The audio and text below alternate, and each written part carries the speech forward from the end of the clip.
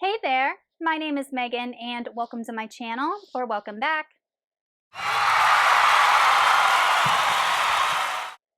Today I'm going to be doing my December book haul. So this is a very small book haul, but I still wanted to share with you guys the 5 books that I've gotten recently. But before we go ahead and get on into the haul, if you're not already subscribed to my channel, please hit that subscribe button, as well as the little bell icon so you can be notified every time I post new content. I post new videos every Monday, Thursday, and Saturday, and sometimes other days throughout the week. Also, don't forget to check down in the description box below for links to my Patreon, where I do book giveaways, and my Amazon shop, where I list out all the books that I discuss on my channel that I really enjoyed and recommend. So the first book I actually didn't receive in December, but I haven't done a book haul in a couple months, so there was no way to really include it. But I received The Vanishing Station by Anna Elixon. This is a proof, or an uncorrected proof, that I got from Amulet Books. So it's an advanced reader copy, and it comes out, I believe, in April 2024. So I have never heard of this author before, but the cover is really cool, and then the premise actually seems really cool too. This is a YA fantasy. But in this book, we're following Ruby Santos, and Ruby's mother died recently, and her father and she are having trouble paying back the medical bills, so they end up moving into the basement of their house and like renting out the top portion of the house. And Ruby finds out that the father has been making money by delivering packages to this powerful family using this train that can go between our world and this magical world. When Ruby's dad begins to fall behind on his deliveries, Ruby steps in to help, and she ends up meeting this boy who helps her learn magic, but then she starts to learn that this train that goes to this magical underworld might be kind of dangerous and is trafficking illegal goods, as well as, you know, giving her access to these really, really powerful magical beings that are not the things that she wants to interact with. So I definitely found this premise really interesting. It definitely sounds like a portal fantasy, and I don't think I've ever read a fantasy that had a magical type train thing, except maybe the Hogwarts Express. So this definitely piqued my interest, and I'm excited to read it. Thank you so much for Amulet Books for sending me this copy. Next, we have 2 books that I received from my family for Christmas. So I received the last book in the Transformation trilogy by Cassie Alexander, which is Make Her. I do have reviews for the first 2 books in this series, so I will link them in the cards for you guys. But this is a Dark Beauty and the Beast retelling. I think this is the last book.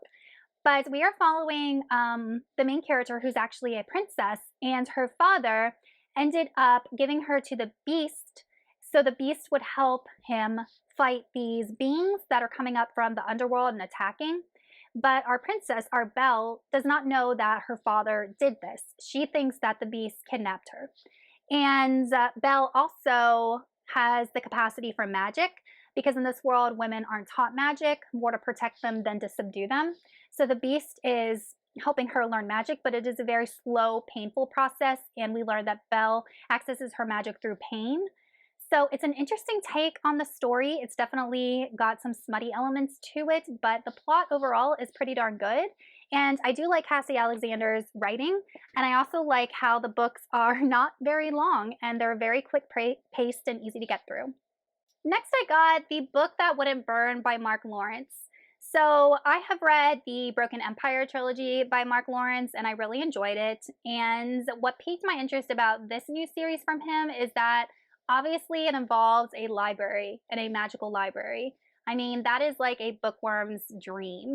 So I had to pick this up, and the synopsis, believe it or not, is not very thorough, so it leaves a lot to be wondered about with regards to the plot. So all we know is that there's 2 characters, a girl and a boy, and the boy has lived his entire life in like this book-filled chamber. And then the girl has spent her entire life on this tiny settlement called Dust, and the 2 of them basically interact or meet at some point, and no one really knows who they are. No one even spares them a second glance, but somehow they get involved in something magical, and their entire lives are about to change because of this. That's all I know. So that alone makes me want to read this book even more, and I'm super excited to finally have it. Next, we have 2 books that were sent to me by my dear friend Andre. So thank you so much, Andre. I'm so excited to have both of these books. The first one is The Bone Ship's Wake by R.J. Barker. I think this is the third book in the Bone Ships trilogy. I have only read the first book and I keep meaning to read the second book, but this is a maritime fantasy that I read a couple years ago. I'll link the review for the first book up in the cards, but I love a good maritime fantasy. This follows a ship that is made from these dragon bones, and people are sent to this specific ship as a punishment. It's kind of like a jail ship.